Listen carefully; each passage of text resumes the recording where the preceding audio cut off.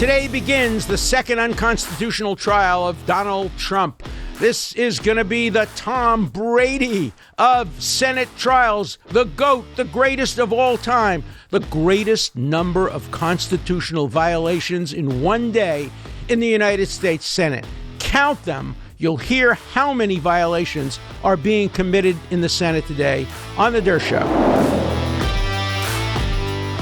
Today begins the second unconstitutional impeachment trial of former President Donald Trump. I say unconstitutional. I think every one of our impeachment trials from the very beginning, every impeachment trial against the president and former president has been unconstitutional. We have never properly used the Constitution for impeachment purposes. The only proper constitutional attempt at impeachment was the one against Richard Nixon, because he did, in fact, commit high crimes and misdemeanors. He committed destruction of evidence, obstruction of justice, you name it. He committed it. And it's all out there, laid out in the articles of impeachment drafted in part by Hillary Clinton, who was then a young law graduate at the time working for the committee. But every other impeachment of a president, starting with President Johnson in the 1860s and then continuing through with Bill Clinton and now two against Donald Trump, have been unconstitutional. This one is the most unconstitutional. This is GOAT. This is the greatest of all time. This is the Tom Brady of unconstitutionality, all rolled up into one. Today, we will see so many unconstitutional acts committed by one Senate. First, putting him on trial at all. The Constitution does not permit putting a former president on trial. If it did, you could put Nikki Haley on trial tomorrow and impeach her from being the U.S. representative to the United Nations. You could put Jimmy Carter on trial. You could put Bill Clinton on trial.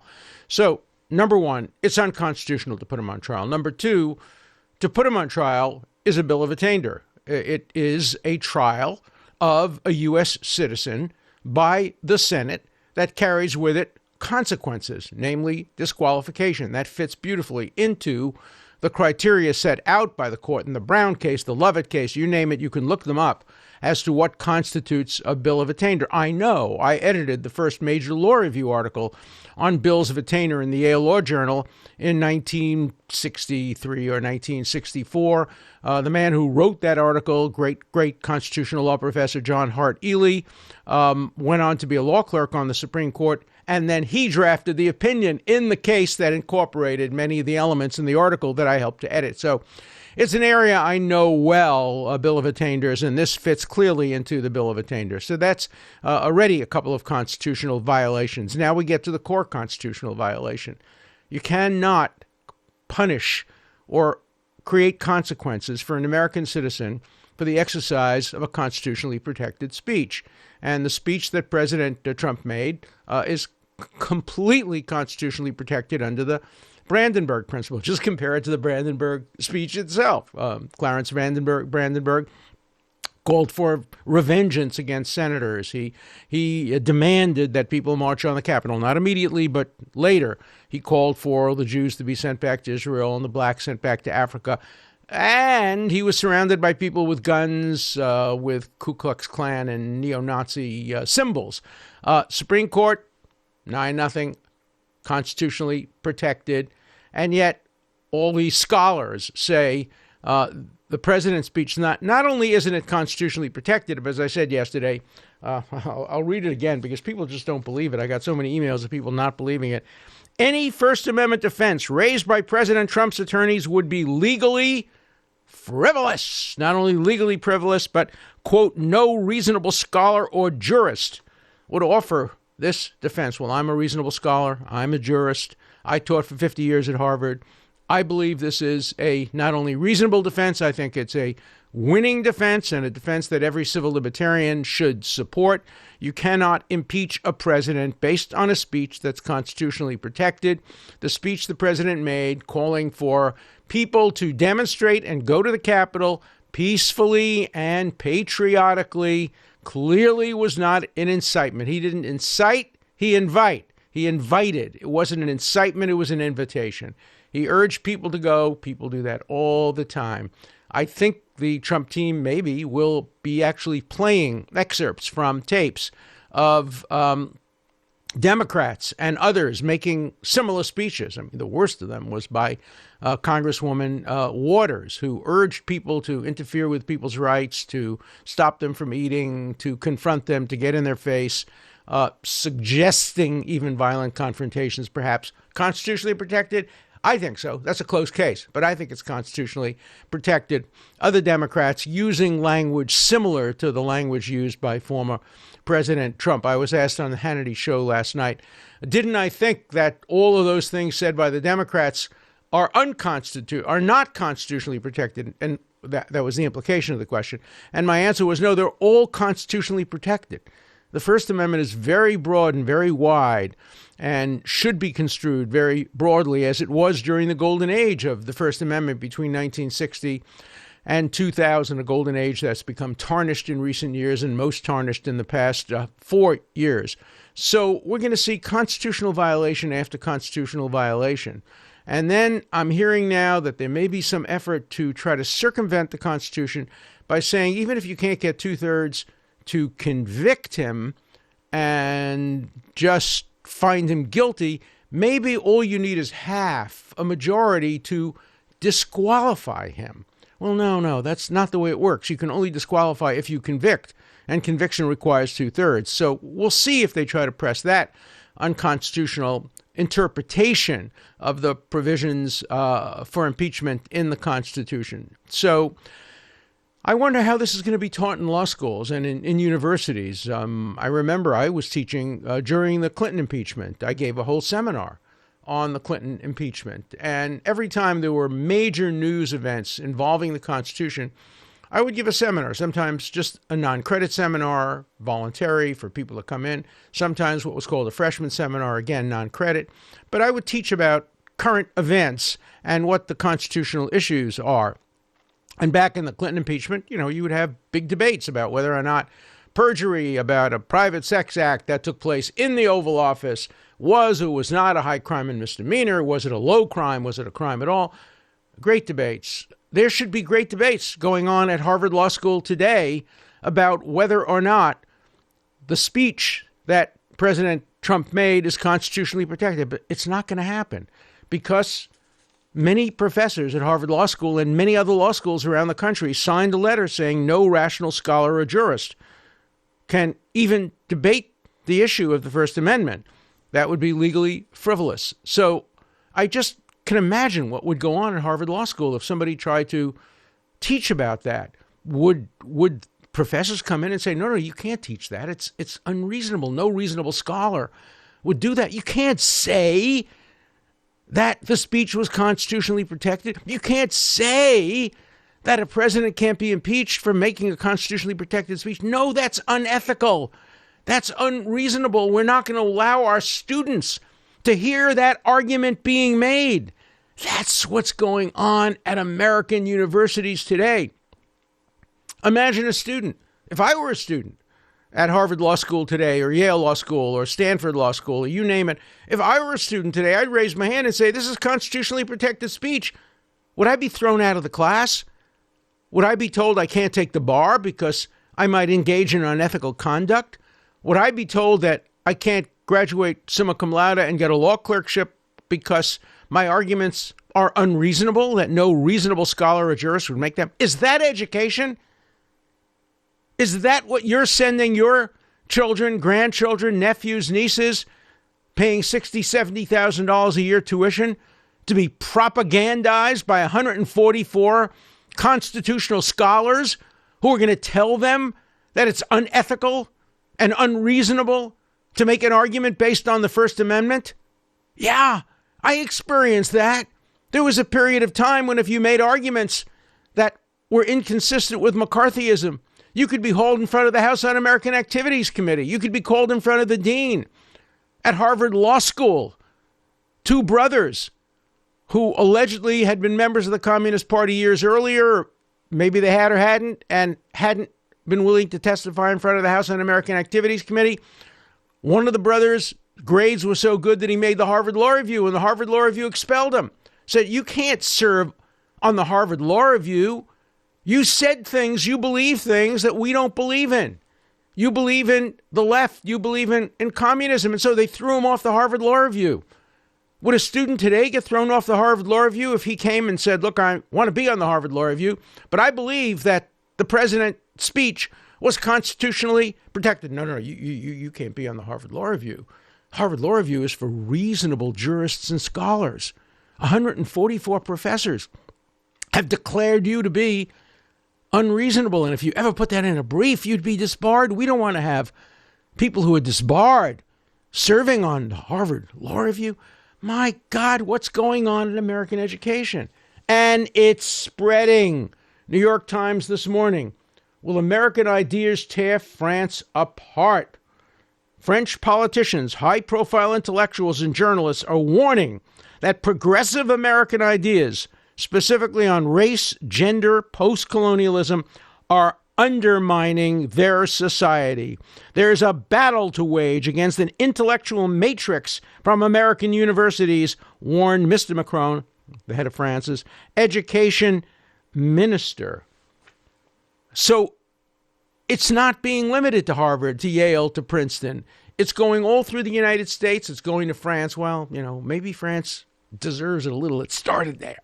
A lot of the arguments that are now in America started with people like Foucault and other French intellectuals and Derrida and others who exported from France these kind of post-colonial emphasis. I don't mind teaching stuff about that. Okay, you want to teach radical race theory or critical race theory? That's okay. You should have a course in that. Let students take it if they want to. You want to teach feminist theory? Fine. You want to teach gay theory? That's all okay.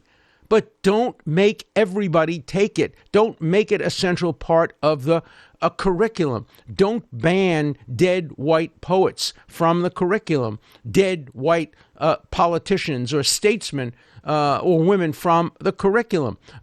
Don't impose your parochial values on students who might want to think for themselves. Oh my God, this is a university. You can't think for yourself. We have a canon. It used to be a white canon. Now it's an anti-white canon. Now it's an anti-American canon. Universities shouldn't have canons. They should teach students how to think, not what to think. Yeah, students should be exposed to great books and great writing, and we should be more inclusive. We should make sure that the great writings include great writings by women and by African Americans and by Muslims and by people from third world countries. Of course we should do all of that. Be inclusive, but you don't have affirmative action in the substance of education. You don't say, since we taught only white poets and white history for so many years, now we're going to teach only minority poets, minority historians, minority history. No, that's not the answer. The answer is real diversity, real inclusiveness. The answer is to make sure that students are exposed to enough different ideas that they can form their own opinions. Their own opinions. That's what education is about. That's what we ought to be encouraging in high school, in college, in law school, all over. But when 144 professors tell us what to think and tell us what we can say and what we can't say, we are approaching totalitarianism in education. And that is frightening. That is frightening. And I can't get a dialogue going at universities. I wrote an article about it in The Hill yesterday. I would have thought it would have provoked a lot of responses by academics. But I have to tell you, academics today are divided into two groups. Largely, I may exaggerate, but these two groups are really the dominant ones. The ones who agree with the political correctness, 144 professors say it must be true. There's no First Amendment issue here. It's unreasonable. It's unethical. We agree. So what's the argument? We agree. Then you have the other group, maybe as many as half, who don't agree, but they're intimidated. They're frightened. They don't want to speak out. They all call me on the phone. They say, thank you, Alan, for speaking out. You're the only one who's speaking out. Why am I the only one who's speaking out? Why am I the only one who's complaining about what's going on in education today at American universities, now spreading to French universities and other universities around the world? What is going to happen? What are our future leaders going to be like if they're exposed only to these theories, only to these approaches, and not hearing conflicting views. And it's the fault of those 144 scholars telling us what to think and what we can't say and what we can't think. So I'm not going to let go of this issue. My colleagues at universities may want to let go of this issue, but they're going to hear from me on this issue in every opportunity I have, because it's really scary when our future leaders are being indoctrinated, propagandized, and not educated. So I want to hear from you, and I want to hear from you about the trial. Listen today. It could be an educational experience. Fortunately, the two lawyers who are representing former President Trump are brave. I wrote a piece saying, I'll defend you. I'll support you. If they come after you, if they come after your bar license because you made an argument on the First Amendment, I'm there for you. And whether it's because they're bold and brave or because they know I'm standing behind them, they're going to make those arguments today. And you should listen and make up your own mind. Maybe you'll agree. That's okay. It's okay. You may agree that the arguments were not strong, were not powerful. Maybe they're losing arguments. But you have the right to decide, and they have the right to make that argument. These 144 professors have undercut the adversarial system. They've said you can't make that argument. Of course you have to make that argument. Not only can you, you must. They've undercut freedom of speech, saying we're going to call you unreasonable. We're going to chill you. We're going to not let you be hired as a professor. We're going to not promote you. We're going to not let you teach this in your classroom because we don't teach unreasonable things. If no reasonable scholar, no reasonable jurist can believe it, it's a flat earth theory. Yeah, I agree that in courses on astronomy, people who believe in the flat earth should not be teaching those classes. It's interesting. I had a friend, great scholar, Stephen J. Gould, who was the head of the Department of Paleontology at Harvard. And he came to me one day and he said, I have the most brilliant applicant to study for a PhD in paleontology. His writings are off the charts brilliant. There's only one problem. He's a creationist. He believes all of this happened. He studies them. He studies the phenomenon, but he believes they were all put there by God. Can I bring him to Harvard? And I said, absolutely. Wouldn't it be wonderful for your students to be exposed to a brilliant creationist? Wrong, maybe, but brilliant. And sure enough, he came to Harvard and he studied and he got his PhD under Stephen J. Gould. I don't know whether he hid his creationism or whether he talked about it, but you know, we want people of diverse backgrounds and diverse views and diverse approaches. We want people to say, yes, there's a First Amendment issue here. Yes, he can't be impeached if he made a First Amendment speech. Let's hear the other side, too. No, it's not covered by the First Amendment. He's the president. Presidents are different. No, it was an incitement, not an invitation. No, even if it's covered by the First Amendment, you can still impeach him. Fine, make those arguments. I would never sign a letter saying those arguments are unreasonable or unethical, even though I think they're wrong. Are you so unconfident about your ideas that you have to ban the opposing ideas? That's what that letter does. It bans opposing ideas. It says they're unethical to be presented by lawyers and they're unreasonable to be presented in class. That's censorship. That's chilling. And that's just wrong. Just wrong. And I'm going to keep saying this until we get a debate going on this issue. Right now, the response has been silence. Not on this show, not from my listeners, not from my viewers, but from many on the Harvard and other faculties that don't want to engage on this issue. I have challenged anybody who signs that letter. Come on this show. Debate me. If you don't want to come on my show, I'll come on your show. I'll come on a neutral person's show. We have to debate these issues. The core of America's freedom is freedom of speech, freedom of expression, freedom of debate, not statements saying that the opposing point of view is unethical, the opposing point of view is unreasonable. So let's hear what you have to say about what's going on in American universities, what's going on in Europe today, what will be going on in the Senate today, and what is the likely result. Follow the trial, listen to the arguments, come to your conclusions, and call the Dershow. Okay, let's have our first caller. My name is Mark Huebner, commenting on 144 legal scholars are wrong. If they deny the validity of one part of the Constitution, aren't they denying the validity of their constitutional right to make a comment? Look, the implication is clear. If they have the right to tell us what we can say, what's ethical, what's reasonable, then 10 years from now, others will have the right to tell them what's reasonable and what's unethical. I lived through that during McCarthyism. I don't want to ever live through that again. Left-wing McCarthyism is no better. Indeed, it's far more dangerous than the form of McCarthyism because it's done by people who are respectable and respectful and people that we know and like, and people who are trying to do good things. And so it's much more dangerous than the old form of McCarthyism. All right, wonderful wizard of law. This is Rich from Illinois.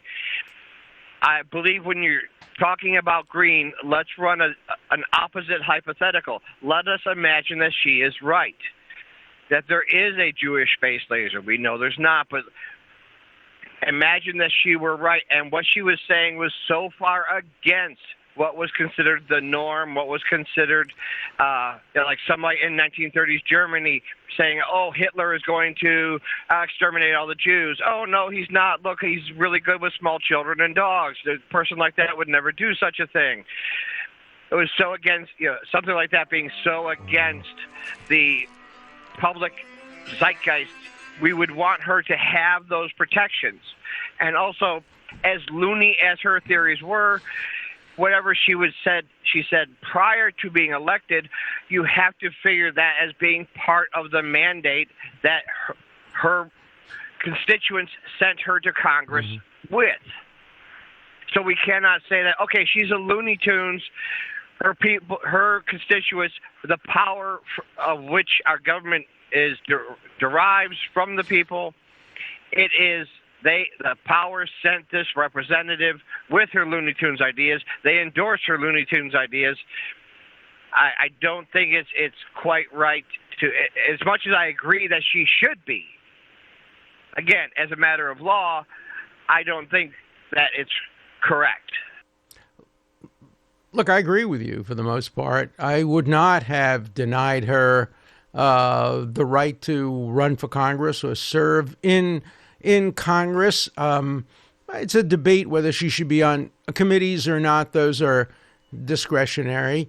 But I do think that there are other Looney Tunes in Congress. I mean, if you look at Congresswoman Waters urging her constituents who vote for her to confront people at dinner and disturb their dinners and disturb their families, that's pretty Looney Tunes as well. And so you have to have a single standard. I agree with that. Hello. I've heard your arguments and defenses against the ongoing impeachment of former President Trump. You've discussed the First Amendment, an illegal impeachment of an ex-president. The Senate has no jurisdiction over a private citizen. The Chief Justice is not presiding over the trial as mandated by impeachment law. And you've cited precedent from the Brandenburg and Barlow trials. So other than straight partisanship, us versus them, or Trump bad, us good, can you tell me how any reasonable senator, judge, or lawyer could possibly vote under oath to uphold the Constitution for a conviction in this case? And is there any recourse against those who vote for a conviction in spite of precedents and their oath to uphold the Constitution as written and not loosely interpreted? Thank you. There's actually a double oath the senators have to take if they sit on an impeachment trial. They take the usual senatorial oath to uphold the Constitution, but they take a special constitutionally mandated oath to do justice. And I think they are violating that oath if they vote to convict. Look, the argument they make is this: the president made a terrible speech. He shouldn't have done it. I tend to agree with that. I don't think the speech was a commendable speech, and the speech may have led some people to engage in acts of violence, but that's protected by the Constitution. But the senators who are voting for it say we can't tolerate speeches like that, which led to what went on in the Capitol. That's their kind of political view. Constitutionally, there's no basis for a conviction in this case. And what I think we're seeing happening is what Hamilton described as the most dangerous thing, and that is impeachments and trials turning on who has the most votes, rather than on the constitutional criteria, the guilt or innocence of the person being tried. It's Hamilton's nightmare. If I were to write a book about impeachment now, I think I would title it Hamilton's Nightmare. It's what he thought was the most dangerous thing possible. And so the way to fight it is in the court of public opinion and at the ballot box. And no, it can't be fought in the courts. Under the Constitution, the Senate and the House have the power to do what they're doing. They don't have the power to act unconstitutionally. And I do think there would be occasions where a court might step in. For example, if they tried to impeach a president on the grounds of maladministration, or on the grounds that he was a Muslim or a Jew or African American or a woman. Obviously, the courts would step in there, but I don't think they're going to step in if people argue that they exceeded their authority under treason, bribery, other high crimes and misdemeanors. So the answer in a democracy is in the court of public opinion, in the ballot box, and on the Dershow. Here you get to express all your views. And so when you come back tomorrow, you'll have heard some of the trial. We'll talk more about the trial. We'll talk about other issues in the news, but you'll always have your voice. We will always have the wits on the Dershow from your point of view, which will never be censored on the Dershow. An important part of the Dershow is your voice, your questions, your comments. Please call 24/7. The number is 216-710-0050. Keep your comments short and to the point. Again, the number for you to call 24/7 is 216-710-0050. Hard questions, criticisms, everything's fine. Just keep your questions short, and I'll answer them all on the Dershow.